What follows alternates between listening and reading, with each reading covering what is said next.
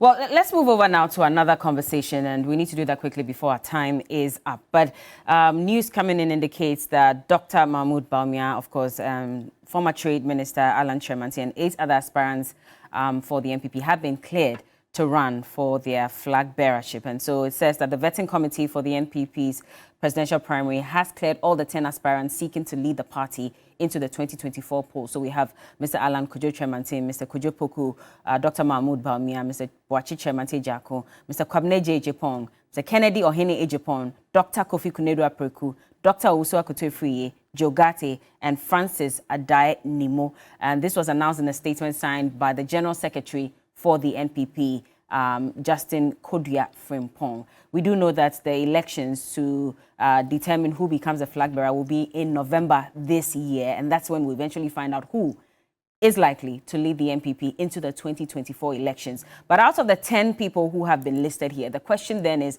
who stands tall amongst them to rub shoulders with former President John Dramani Mahama? And if the NDC, of course, the NPP is bent on breaking the 8, who amongst these is most likely to break the 8 for them? Fati, I'll start with you. Yes, Bella, before I come to that, I would like to respond to just one issue that Nanaya raised before I respond. Nanaya mentioned that President Akufo-Addo said he is not the one to implement anybody's campaign promise. I have not seen that statement anywhere. And unless she has proof, I think it is unfair to make comments that are not substantiated. No. So the president didn't make the statement? But by the president's action, President Akufo-Addo has completed more e-blocks than President Mahama and this administration. No, but that's not what we're talking about. I am saying we're talking about the constitutional review. We were talking about the constitutional review report.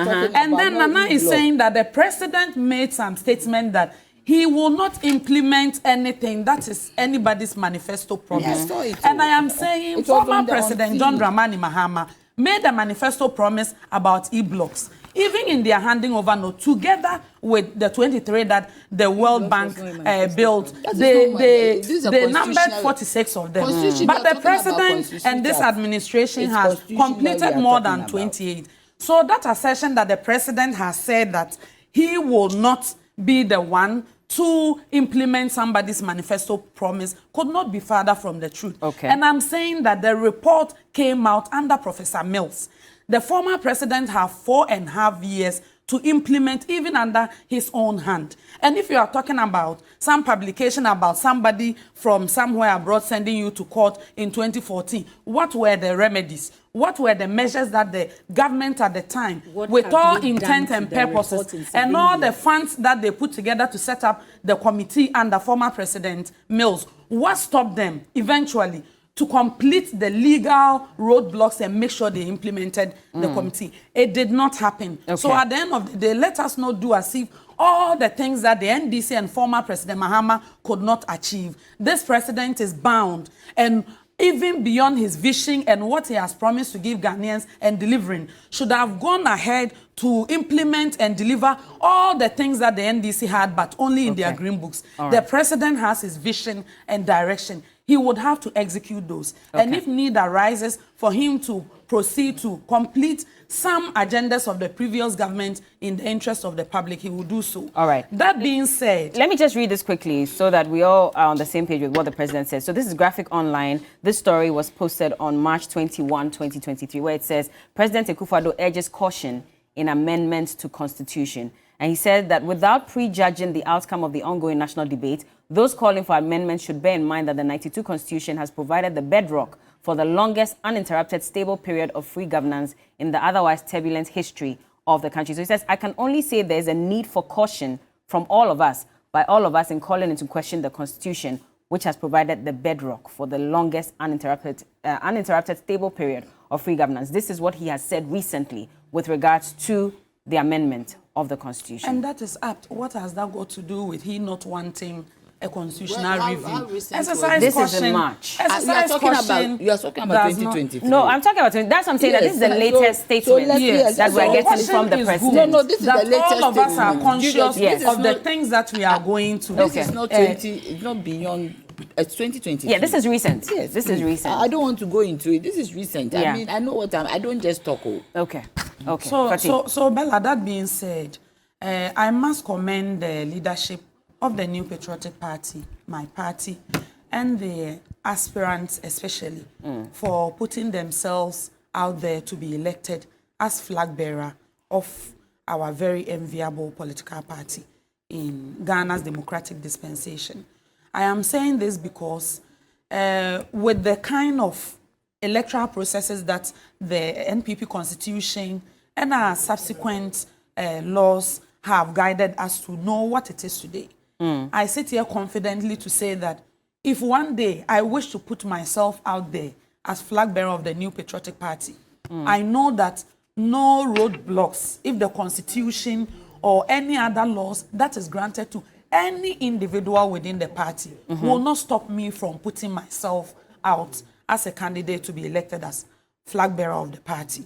And I'm saying this because we've had a time where 17 aspirants had put themselves out to be elected as leaders of our party. And this time around, we are talking about 10.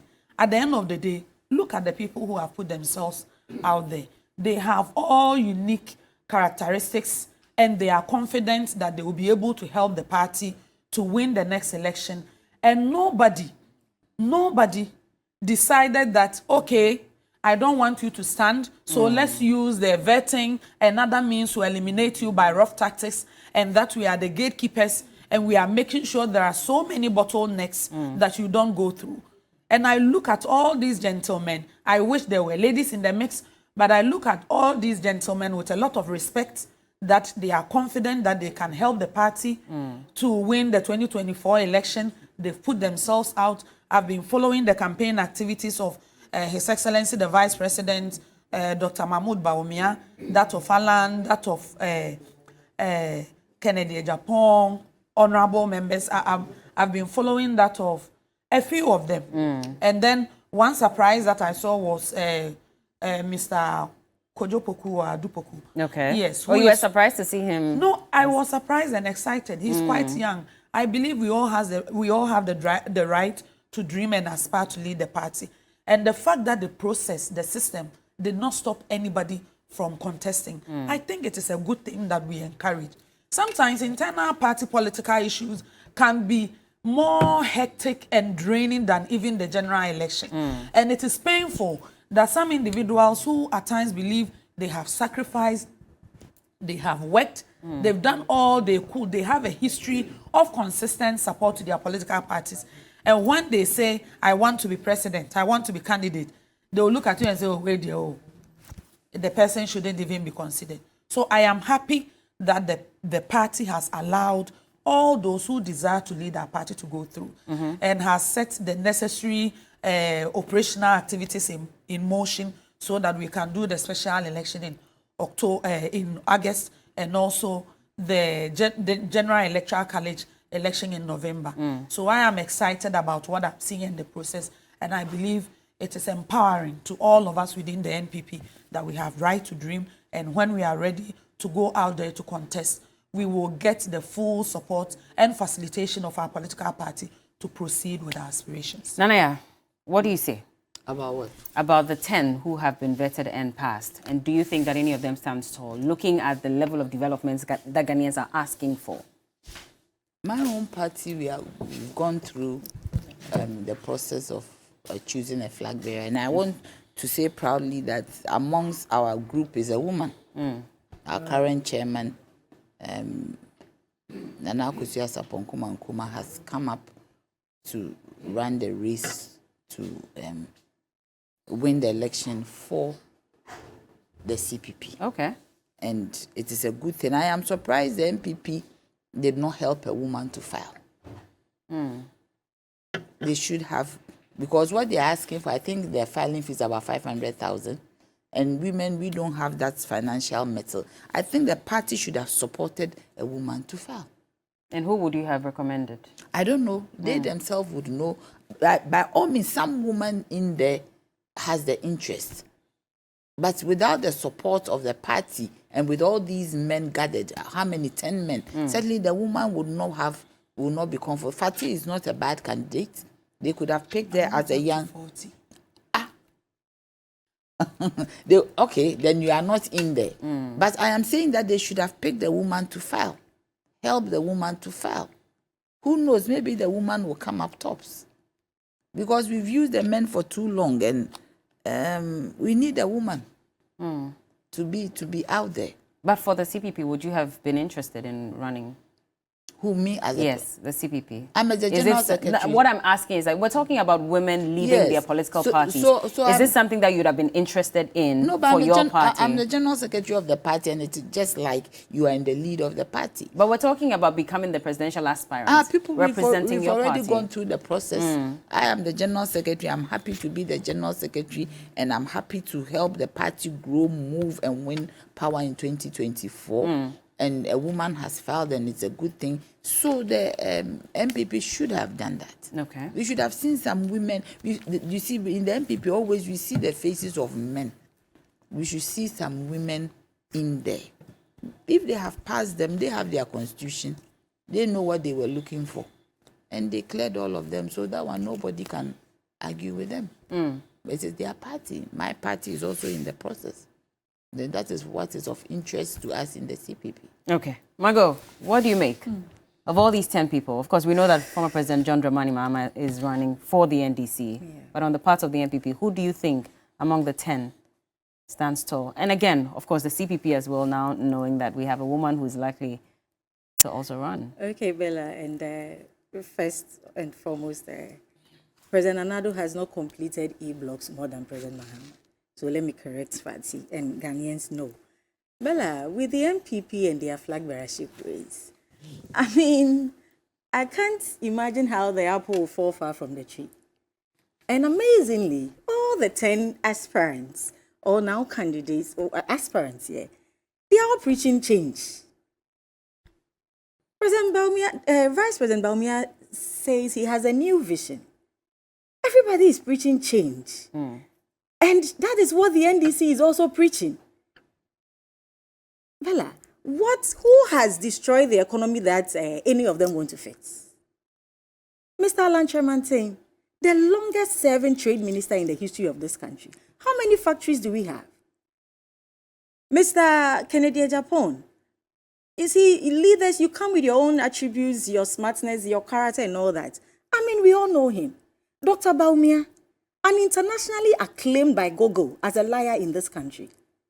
You see, so when I see or I hear him speak, sometimes I gaze in wonder. I said, who did this to him? His juxtaposition in any time he makes utterances, it's so appalling. Dr. Baumia will say this, he's doing this. You see, let's take this country very serious. To be very honest with you, Bella, I have said the time without number that I find it as an insult to see Dr. Baumia picking forms to contest elections to lead this country one day.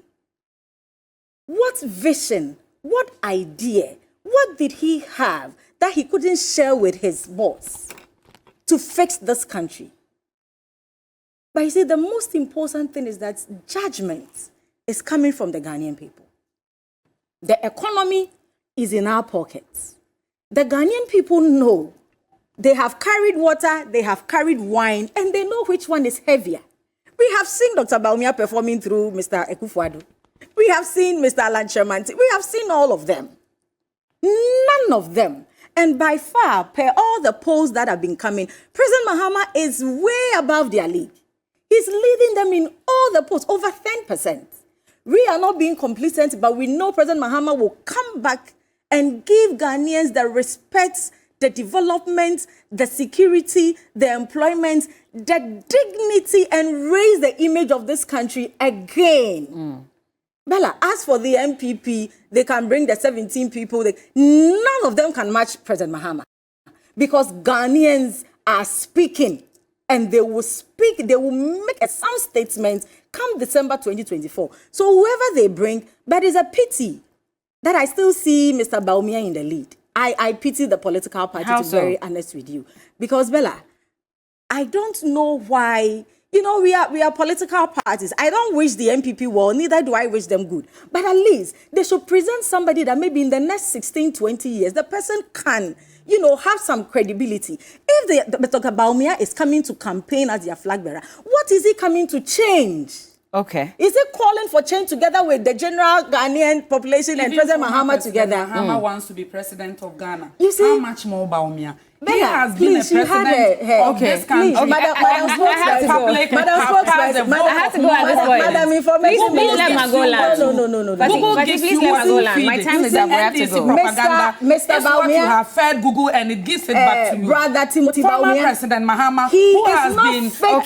MP, Deputy Minister, Vice President, Please President, calm down. Please calm down. could not change the force of this country. Then I need to go because the microphones are off. Okay. I just want to say good morning to those of you who are watching on Facebook.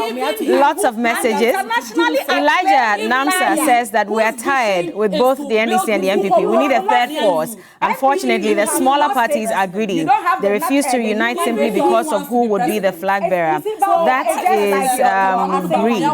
And we don't, says that is greed, and we all know that none of these smaller parties can win if they cannot unite.